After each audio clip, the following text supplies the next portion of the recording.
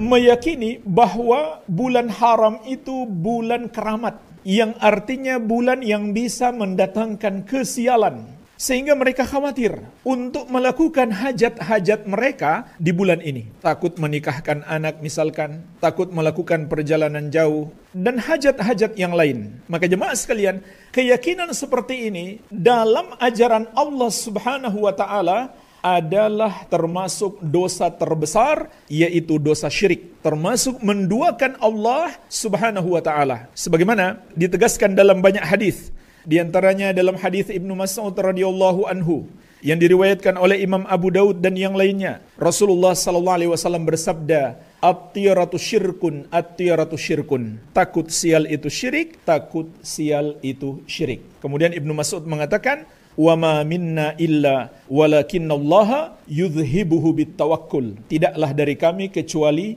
terhinggapi penyakit takut sial ini, akan tetapi Allah menghilangkannya dengan tawakal kita kepadanya. Maka perhatikanlah jemaah sekalian, hadis yang mulia ini. Rasulullah sallallahu alaihi wasallam menegaskan takut sial itu syirik. Hadis yang lainnya jemaah sekalian diriwayatkan oleh Imam Ahmad At-Tabarani dan yang lainnya dari sahabat yang mulia Abdullah bin Amr bin Al-As radhiyallahu taala anhuma. Rasulullah sallallahu alaihi wasallam menegaskan, "Man raddathu at-tiratu an hajatihi faqad asyrak." Barang siapa dihalangi oleh takut sial untuk melakukan hajatnya, maka dia telah berbuat syirik. Kalau ada orang yang merasa beruntung dengan bulan Muharram melebihi bulan-bulan yang lain, itu juga sama. Jadi di sini masuk dalam syirik sebab. Meyakini sesuatu sebagai sebab kesialan atau sebaliknya sebab keberuntungan, padahal Allah tidak menetapkannya sebagai sebab kesialan dan keberuntungan, maka itu adalah syirik. Karena hanya Allah Subhanahu wa Ta'ala yang maha mampu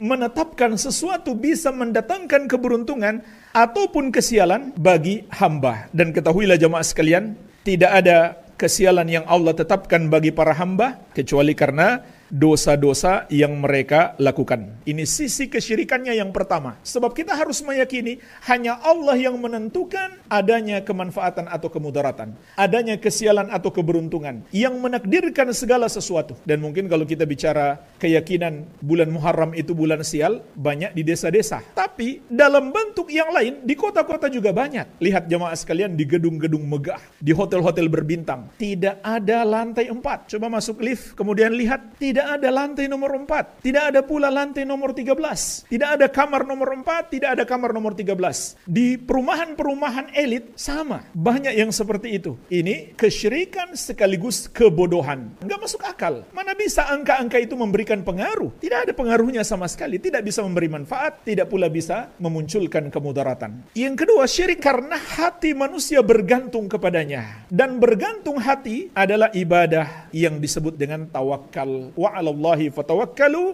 in kuntum mu'minin. Hendaklah hanya kepada Allah kalian bertawakal kalau kalian benar-benar beriman. Ketika hati manusia bergantung kepada bulan tertentu, angka tertentu untuk keberuntungan atau terhindar dari mudarat, maka dia telah bertawakal kepada selain Allah dan bertawakal pada sesuatu yang tidak memiliki hakikat, tidak nyata. Hanya mitos, hanya khayalan, khurafat, tidak ada dalil sama sekali dan tidak sesuai dengan akal sehat. Ini dua sisi kesyirikannya. Apakah syirik besar atau syirik kecil? Kalau diyakini itu bisa memberi pengaruh dengan sendirinya, bukan Allah yang menetapkan, maka itu adalah syirik besar. Tapi kalau diyakini itu hanya sebab dan Allah yang menakdirkan adanya kesialan itu atau sebaliknya adanya keberuntungan, maka itu syirik kecil. Kenapa? Karena seakan-akan dia bersekutu bersama Allah dalam menetapkan sesuatu sebagai sebab. Amwal, pelopor bagian sunnah Asia Tenggara.